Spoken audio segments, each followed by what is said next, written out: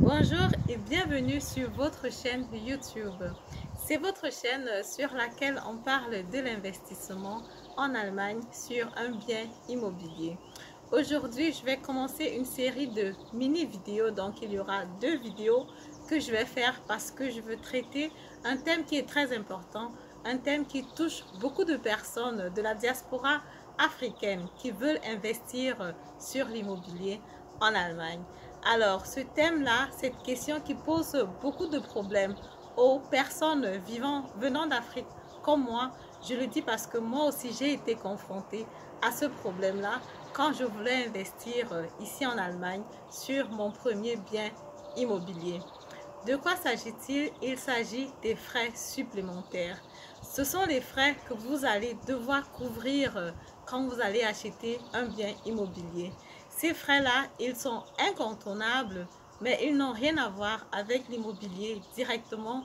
Ce sont des frais supplémentaires que vous allez payer après acquisition du bien immobilier. Alors, dans cette vidéo, je vais d'abord définir ce que c'est que ces frais supplémentaires-là, comment ils sont définis ici en Allemagne. Et dans la prochaine vidéo, je vais donc expliquer en détail comment résoudre ce problème-là pour ne plus être freiné par ces frais supplémentaires-là quand on veut investir sur un bien ici en Allemagne. Alors c'est parti, mon nom c'est Madel de la chaîne Immobilier en Allemagne. Si j'ai créé cette chaîne, c'est parce que je suis convaincue qu'à travers l'immobilier, on a la possibilité de gagner sa liberté financière. Et oui, même pour nous, les Africains qui sont venus ici en Europe avec des petits moyens, on a comme ça la possibilité d'impacter l'économie européenne et comme ça d'avoir une place privilégiée dans la société européenne à travers l'immobilier. Je l'avais déjà dit dans une précédente vidéo, imaginons un seul instant qu'il y a 5, 10 ou 15 Africains qui se mettent ensemble, qui décident d'acheter des immobiliers, des appartements, des maisons dans un quartier X ou Y, dans une ville, dans une métropole. Ici en Allemagne, ils auront comme ça la possibilité d'impacter cette région-là. Et quand les décisions vont être prises dans le quartier ou alors dans l'immeuble, on va se référer à eux pour prendre ces décisions-là. Comme ça, pour nous, pour nos enfants, pour les futures générations et pour ceux qui arrivent encore de l'Afrique, ici en Europe, on a la possibilité d'avoir une place de privilégié. Alors, on va retourner sur le thème qui nous intéresse aujourd'hui, celui des frais supplémentaires ou alors des coûts additionnels. Qu'est-ce que c'est en fait? Je vais prendre un exemple palpable pour illustrer.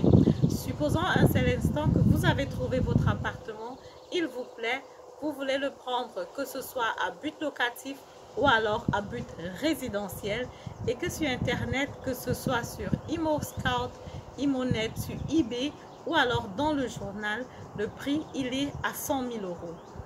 Vous avez déjà fait votre liste. Si tu regardes ces vidéos depuis le début, c'est que tu sais déjà de quoi tu as besoin pour aller chez le banquier. Donc, vous avez déjà vérifié les 3 derniers bulletins de paye. Ils sont OK. Vous avez regardé pour votre chauffeur, votre scoring, il est OK. Et vous avez déjà un boulot qui vous permet de prendre comme ça un appartement de 100 000 euros. Mais en plus de ce 100 000 euros, vous allez devoir montrer au banquier que vous avez la capacité de couvrir les frais supplémentaires. Vu que ces frais supplémentaires-là, c'est une dépense sine qua non, c'est une dépense que vous allez faire dès que vous allez acheter l'immobilier. Donc les frais supplémentaires, c'est déjà de 1, la taxe foncière. La taxe foncière en Allemagne, elle varie.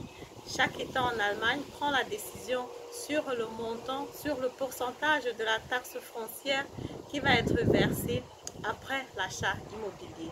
La taxe foncière, c'est en allemand Grunderwerbsteuer.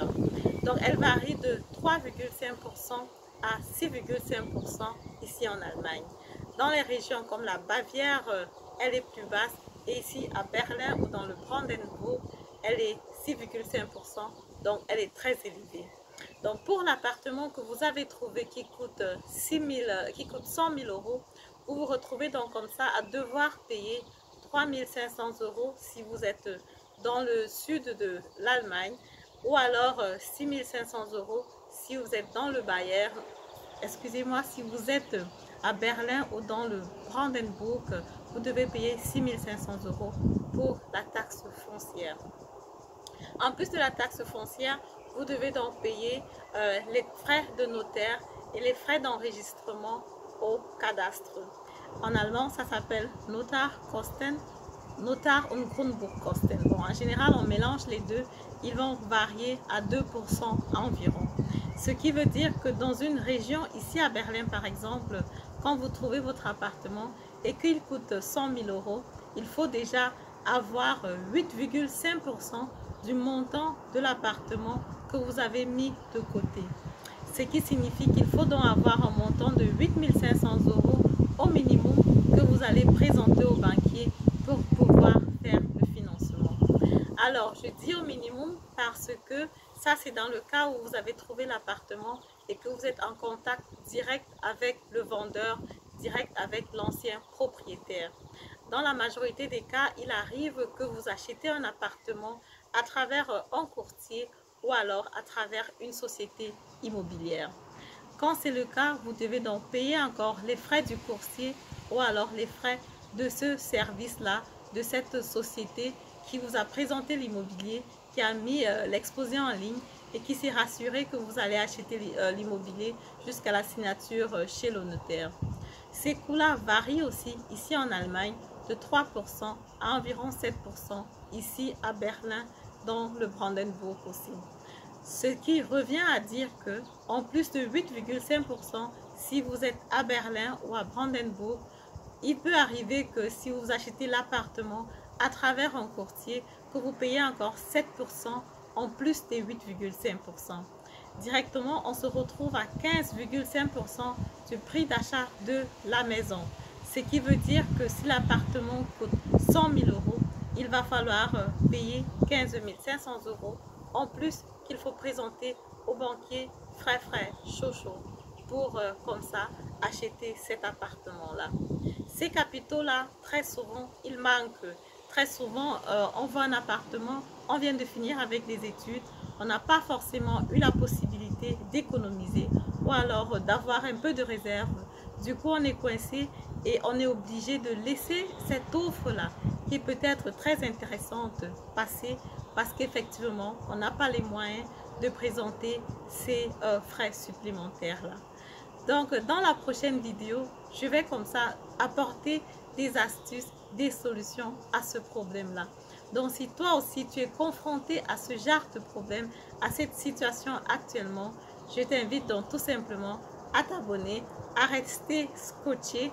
Et dans ma prochaine vidéo, je vais élaborer les stratégies que moi aussi j'ai eu à utiliser pour résoudre ce problème-là. Et je suis sûre que ça peut aider plus d'une personne. Et c'est pour ça que je t'invite à partager cette vidéo massivement pour qu'à la prochaine vidéo, il y ait plusieurs personnes qui seront à l'écoute et qui pourront comme ça sauter ce problème-là et pouvoir acheter leur immobilier sans problème. Donc, merci de m'avoir écouté. Je vous dis à très bientôt pour la prochaine vidéo. D'ici là, portez-vous bien. Ciao, ciao.